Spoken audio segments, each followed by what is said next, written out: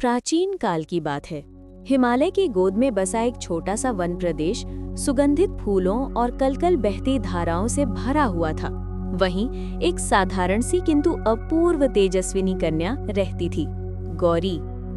उनका रंग हल्का स्वर्णिम, नेत्र गहरे कमल के पंखुड़ियों जैसे और मुख पर असीम शांति थी। वे देखने में जितनी सुंदर थी, हृदय से उतनी ही करुणामयी। गांव की हर स्त्री बालिका उन्हें माँ गौरी कहकर पुकारती थी, क्योंकि उनका स्नेह किसी भी माँ से कम न था। कहते हैं कि गौरी स्वयं आदिशक्ति का अवतार थी। उनका जन्म इस संसार में केवल प्रेम और सौंदर्य फैलाने के लिए हुआ था। जब वे वन में पुष्प तोड़ने जाती तो पक्षी उनके चारों ओर मधुर गीत गाते और हवा भी उनके चरणों को छूकर जैसे ठहर जाती। उनका हृदय इतना कोमल था कि किसी भी जीव को पीड़ा में देखकर वे अश्रु बहा देती। उनका जन्म कोई सामान्य घटना नहीं थी, बल्कि स्वयं पार्वती के गूढ़ अवतार के रूप में हुआ। कहते हैं ये वही काल था जब भगवान शिव समाधि में लीन रहते थे और समस्त लोकों की सृष्टि शक्ति स्थिर हो गई थी। समृद्धि और प्रेम का प्रवाह थम सा गया था।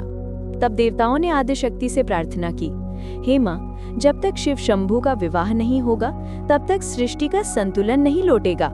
कृपा कर कोई ऐसा स्वरूप धारण कीजिए जो उन्हें पुनः इस संसार में प्रेम की ओर प्रेरित करे। आदिशक्ति ने मुस्कुराकर कहा, मैं गौरी रूप में अवतरित होंगी और अपनी तपस्या से महादेव को गृहस्थ जीवन स्वीकारने के लिए प्रेरित करूंगी। बाल्यकाल से ही गौरी अनुपम सौंदर्य और करुणा से ओतप्रोत थी, किंतु उनका हृदय केवल शिव को ही अपना आराध्य मान चुका था। वे पर्वतों की नीरवता में, बर्फ से ढके शिखरों पर गहरी साधना में लीन हो गई। वर्षों तक वे केवल वायु और जल से जीवित रहीं, कभी कठोर धूप में नंगे पांव खड़ी रहकर तो कभी हाड़ कंपा देने वाली बर्फीली रातों में ध्यानस्थ होकर उन्होंने तपस्या की। उनके शरीर का रंग तप से उज्जवल स्वर्ण सा हो गया। देवताओं ने बार बार उनसे विनती की, माँ, ये तपस्या अब त्याग दीजिए, आप तो स्वयं शक्ति हैं। किंतु गौरी का संकल्प अडिग था, जब तक महादेव स्वयं मेरे समक्ष प्रकट होकर मुझे स्वीकार नहीं करते, मैं तब से विचलित नहीं होंगी। उनकी कठोर साधना ने संपूर्ण त्रिलोक को हिला दिया। अंततः कैलाश की शांति टूटी। महादेव स्वयं उनके सामने प्रकट हुए। उन्होंने देखा कि ये वही सती हैं जो अपने प्रेम को पुनः जीवित करने के लिए मानव रूप में गौरी बनकर तपस्या कर रही हैं। महादेव ने कहा, हे गौरी, तुम्हारे तप और प्रेम के आगे मैं स्वयं को समर्पित करता हूँ। तुम्हारा ये संकल्प नारी शक्ति का सबसे अद्भुत उदाहरण है।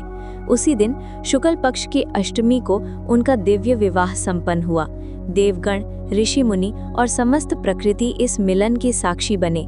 आकाश से पुष्प वृष्टि हुई, गंगा की धाराएं मधुर संगीत सी गूंजने लगी। यह मिलन केवल दो आत्माओं का नहीं था, बल्कि सृष्टि के संतुलन का प्रतीक था। तभी से इस तिथि को गौरी अष्टमी कहा जाने लगा। इसके बाद से गौरी केवल शिव की अर्धांगिनी ही नहीं, हर स्त्री के लिए अडिग प्रेम और सौभाग्य का प्रतीक बन गई। कन्याएं इस दिन उपवास रखकर माँ गौरी की पूजा करती हैं, ताकि उन्हें भी वैसा ही प्रेम और योग्य जीवन साथी मिले जैसा पार्वती को मिला। ये विश्वास है कि जो स्त्री या कन्या अष्टमी के दिन श्रद्धा और करुणा से गौरी माता का स्मरण करती है, उसके जीवन में दाम्पत्य सुख, अटल प्रेम और अनंत सौभाग्य अवश्य आता है। अष्टमी का दिन उनका विशेष पर्व माना जाता है। कहा जाता है कि इस तिथि को उनका जन्म हुआ था। इसी दिन स्त्रियां उपवास रखकर हल्दी और चंदन से सजी गौरी की प्रतिमा के सामने दीप प्रज्वलित करती हैं। वे अपनी मनोकामना बताती हैं। कोई योग्य वर के लिए प्रार्थना करता है, कोई दाम्पत्य में मधुरता के लिए। माँ गौरी हर प्रार्थना को सुनती हैं और अपनी मधुर मुस्कान से आशीर्वाद देती हैं। उनकी पूजा में न कोई दिखावा है, न कोई कठिन विधान, बस सच्चे प्रेम और विश्वास की आवश्यकता है। कहते हैं कि जिसने भी अष्टमी गौरी की कथा श्रद्धा से सुनी या सुनाई, उसके जीवन यात्रा में प्रेम कभी कम नहीं होता। पति पत्नी के रिश्ते में मधुरता बनी रहती है, परिवार में सुख और समृद्धि बढ़ती है। माँ गौरी का आशीर्वाद घर के कोने कोने को सुगंधित कर देता है। आज भी जब रात्रि के आकाश में चांदनी हल्की सी सुनहरी आभा बिखेरती है, तो कहा जाता है कि माँ गौरी अपने स्वर्णिम रूप में पृथ्वी पर उतरती हैं। वे हर उस कन्या के सपनों को सहलाती हैं जो अपने जीवन में सच्चे प्रेम की राह देख रही होती है।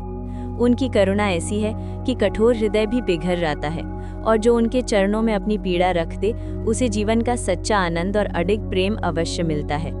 माँ गौरी प्रेम का साकार रूप हैं। वे सिखाती हैं कि सच्चा प्रेम केवल पाने में नहीं, देने में, त्याग में, करुणा में और धैर्य में है।